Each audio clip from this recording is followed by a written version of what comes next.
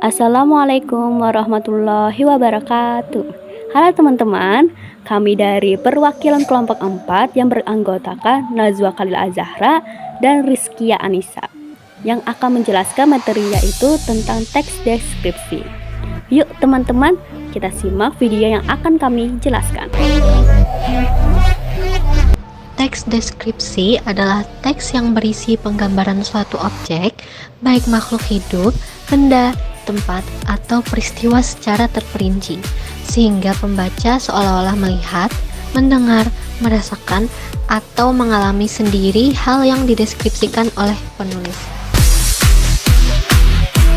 Menurut Uttara Dewa, tujuan teks deskripsi adalah untuk menggambarkan bentuk objek pengamatan, sifatnya, rasanya, atau coraknya dengan mengandalkan panca indera dalam proses penguraiannya.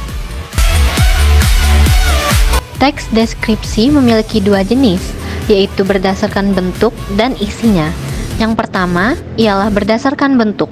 Teks deskripsi berdasarkan bentuk terdiri dari teks deskripsi yang berdiri sendiri dan teks deskripsi yang termasuk dalam bagian teks lain. Teks deskripsi yang berdiri sendiri artinya teks tersebut berdiri sendiri dan tidak dicampur adukkan dengan teks lain. Dan B, teks deskripsi yang termasuk dalam bagian teks lain artinya teks tersebut hanya muncul sekilas di dalam cerita pendek, novel, lirik lagu, atau iklan. Dan yang kedua ialah berdasarkan isi. Teks deskripsi berdasarkan isi terdiri dari teks deskripsi spasial, objektif, dan subjektif. A. Teks deskripsi spasial, teks yang menggambarkan objek dengan sudut pandang ruang dan waktu. Dan B. Teks deskripsi objektif, yaitu teks yang memuat informasi sebuah objek dengan apa adanya tanpa harus diberi opini tambahan. Dan yang terakhir, C.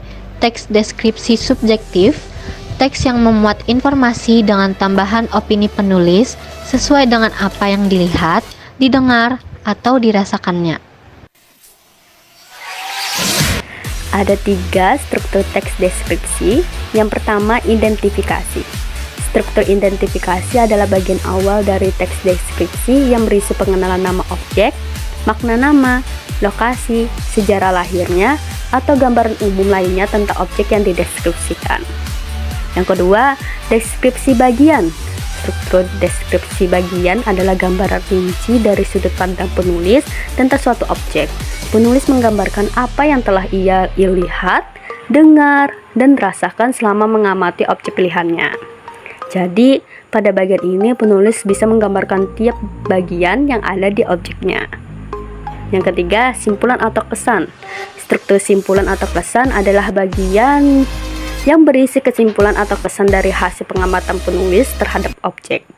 Namun, bagian ini bersifat opsional, artinya boleh dituliskan ataupun tidak. Deskripsi juga mempunyai beberapa kaidah kebahasaan loh.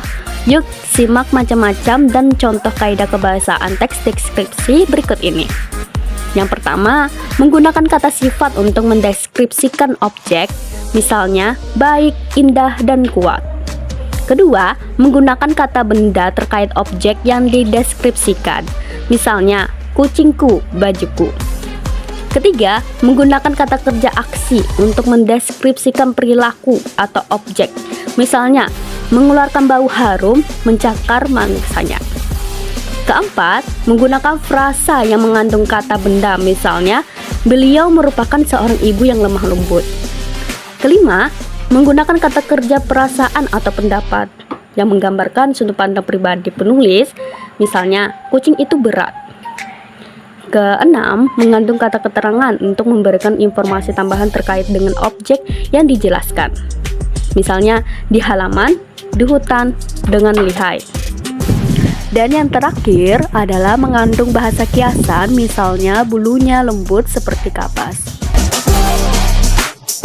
Apa saja ya ciri-ciri teks deskripsi menurut Sutarni dan Soekardi? Yang pertama, menggunakan pola pengembangan dalam urutan ruang.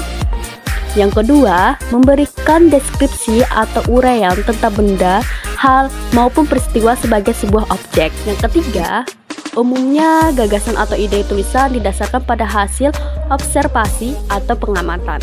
Yang keempat, perlu didukung data berupa fakta agar deskripsi tentang objek lebih jelas.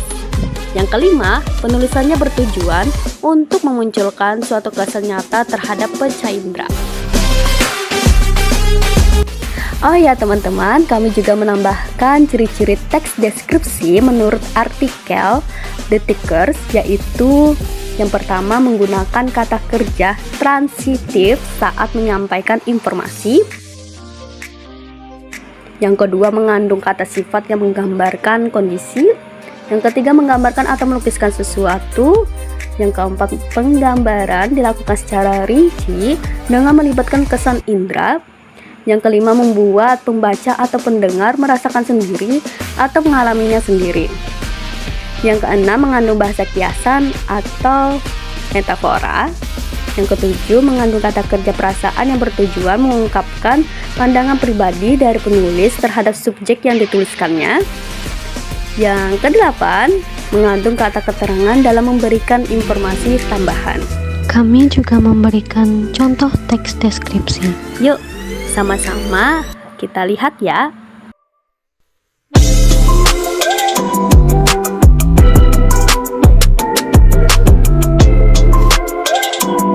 Sekian dari kami. Terima kasih atas perhatiannya. Kami memohon maaf apabila ada kesalahan kata. Wassalamualaikum warahmatullahi wabarakatuh.